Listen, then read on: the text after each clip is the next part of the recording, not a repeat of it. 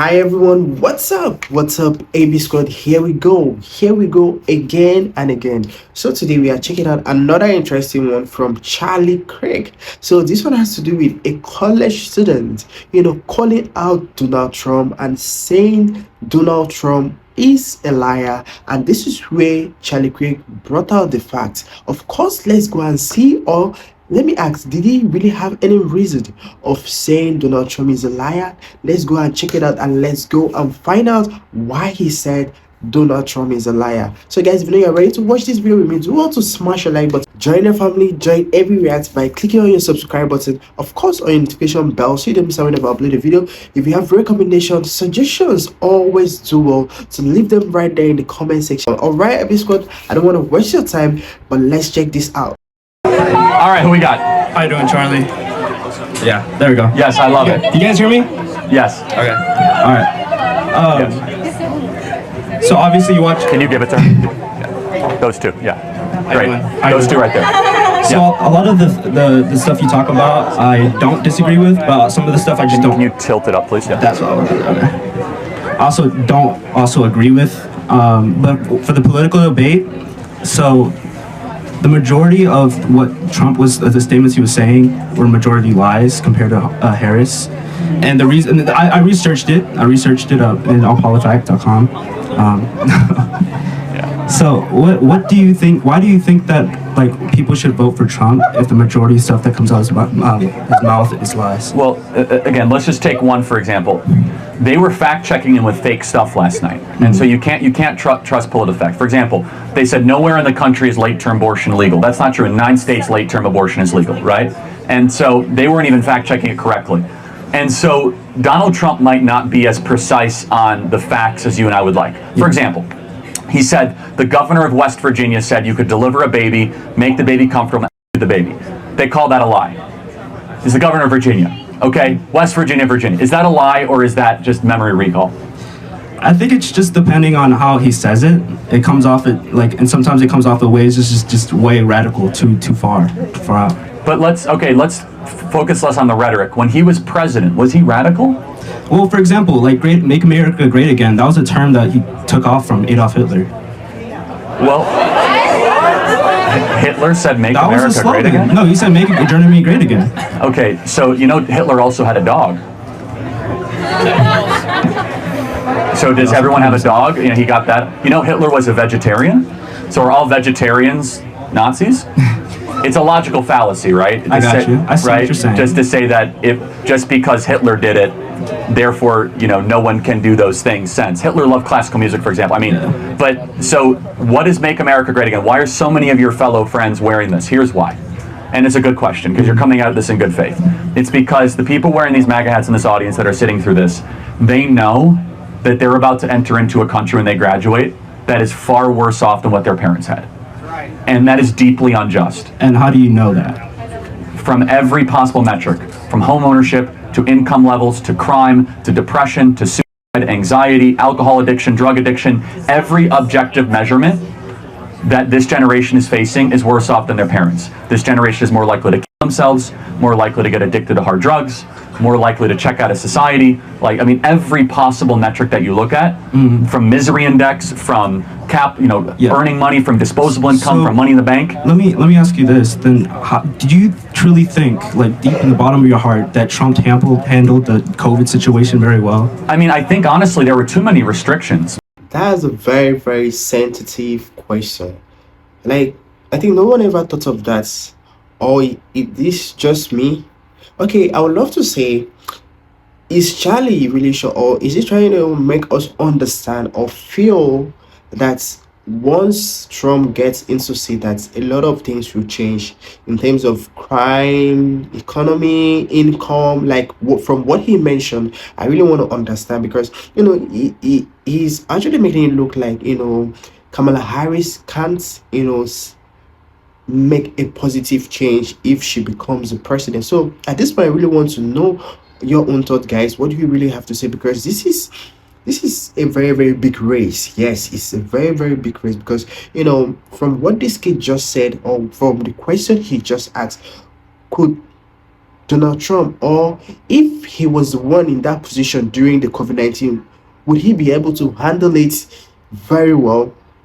Let me hear what Charlie has to say. Like, guys, I mean, this is like, from what he said, he's, he's making us understand or have that feeling that once Trump sits on that position, that a lot of things will change. Like, from, I think, from his slogan, "Let's make America great again." Like, let me go and hear what he has to say about that COVID-19 question they just asked him.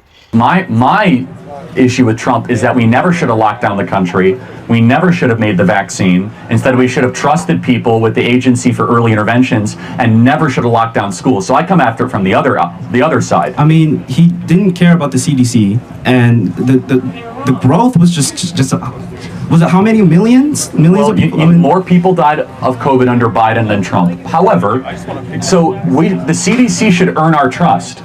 You know, it was the CDC that called ivermectin horse dewormer. The CDC said that we need to mask up, and then they admitted, oh, masks have utility. The CDC said stay 6 feet away from each other, and now they came out 3 years later, oh, we just made that up. Literally, they just said, we just made it up out of nowhere. Well, it's kind of like trial and error to figure out how to get to a point where everybody's Well, no, hold on a second. Well, that's interesting. Is it the government's role to keep you safe from an invisible virus, or to protect your freedom? What is the role of government? Both. To preserve and To protect you from the to flu? serve and protect, yeah. That's interesting. So under that belief, what liberty is then acceptable? Because, for example, driving caused 55,000 deaths a year. Should we ban cars because the government should keep us safe? But there's regulations that's behind that. No, 55,000 people with regulations die on the road every year. Let's just ban cars because we must stay safe. Because nobody's perfect, though. That's the thing. No one's perfect. People drink and drive. People smoke and drive. Right, and nobody's perfect. Someone's going to spread the flu to their friend, or someone's going to be overweight and get the flu. It's not about protecting it completely. It's about containing it.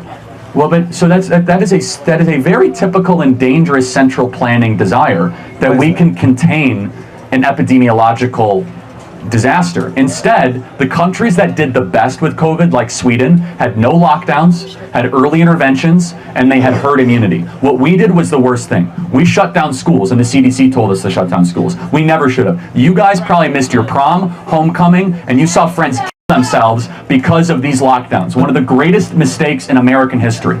And by the way, you guys, I hope, never took the because the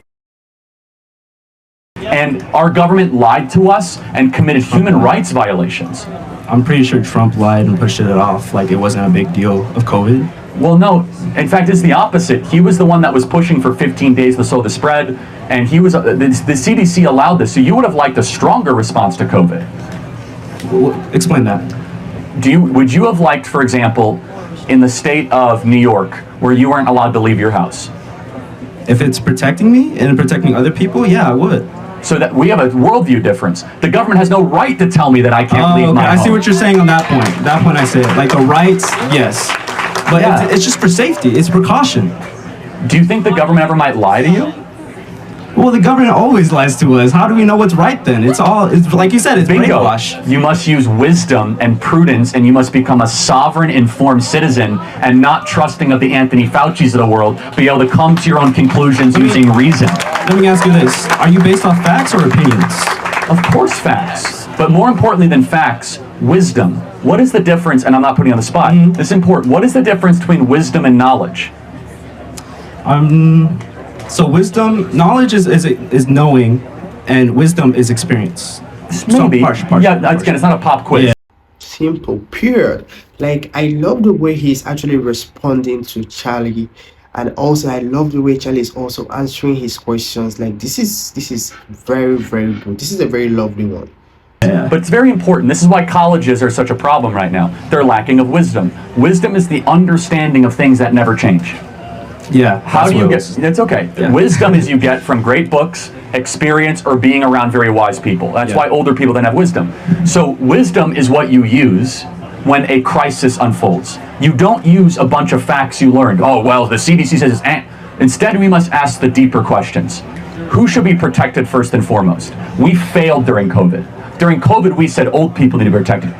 Children should be protected first and foremost. Since when did we have this idea that we should sacrifice the kids for the adults? Valid.